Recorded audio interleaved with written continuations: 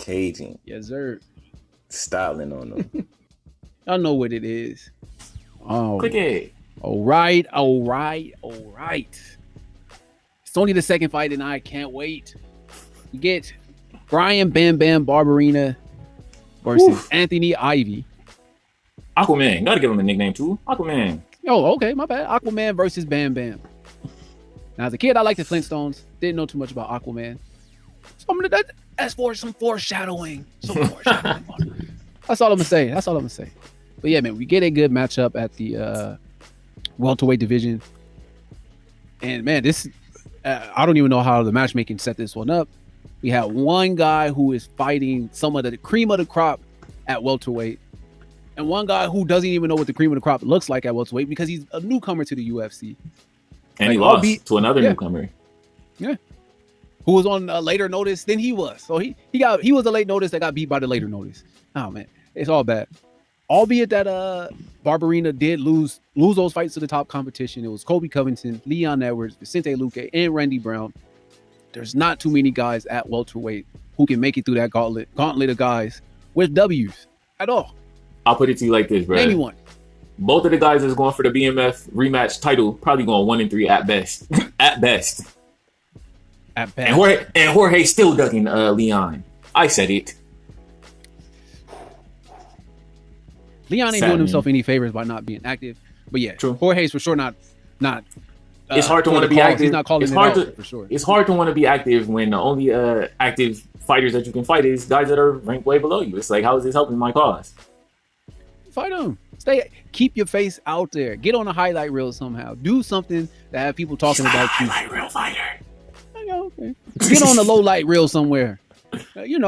He can't fight against number 9, get a decision win, and then they say, oh, well, now we're giving you a title shot. And that's why he like, well, I'm just going to sit here and wait. Like, y'all just going to have to give me a title shot. I'm on a 6, 7, 8, whatever fight win streak.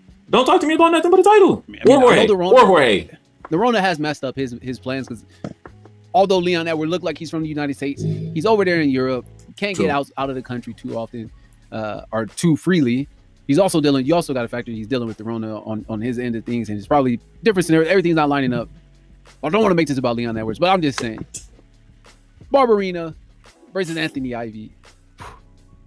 Man, this is a tough fight for Ivy, man. This is almost a showcase for Barberena. It is. That's exactly what I was going to call it. It's basically a showcase for Anthony Ivy. I mean, for Barberena. And I can see why they would give him a showcase, considering, I mean, he does have, 4 wins in the UFC, 5 wins in the UFC, 5 losses in the UFC as well. These, like you said, those 4 losses that you named, the Kobe, the Leon, the Luque, and the Randy Brown, he only has 2 wins in between those 4 losses. And those 2 wins are Joe Proctor and Jake Ellenberger. And this was Jake Ellenberger in 2018. Like, I remember Jake Ellenberger fighting 2007 or something like that. So it's kind of like, I mean, Barberena is a very good fighter though, and that's why I feel like they gave him this, what you call a showcase fight. Ivy is a live fighter. Out of his 8 wins, not in this one. He was live. He was live against all of his non-UFC competition. I'll put it that way. Like, he's out of his 8 wins, he's finished all of them. 6 KOs, 2 subs. The thing is, like, he's basically fighting a tougher version of the guy he just lost to in his UFC debut. Right. So a bigger version too. So yeah, Barberena coming back from Barberena coming back from a long layoff, over a year layoff. That might, play a little factor. Hasn't won a fight in 2 years as well. Last win was August 2018 against an older guy. So that's tough. But his fights were sandwiched into guys who all have champion aspirations. Kobe, Leon Edwards, Vicente Luque. Randy Brown is still in that realm of contender. He doesn't have as clear path to the title as those 3 names mentioned. Had he beat Luque, he would be right there. Yeah. So yeah, some super tough names for Barberena to get through. And I know we keep harping on those names. That's just showing you the disparity in level of competition. My guy Ivy got those paws put on him by Christian Aguilera, and hey, my guy Barberena has been fighting top of the top level. I just think the experience and battle testedness of Bam Bam is going to prove to be too much, and we're going to be looking at Ivy suffering his 2nd knockout loss in a row. That's going to be tough. That's going to be tough. I hate to do it. I hope if he ends up losing, they bring him back.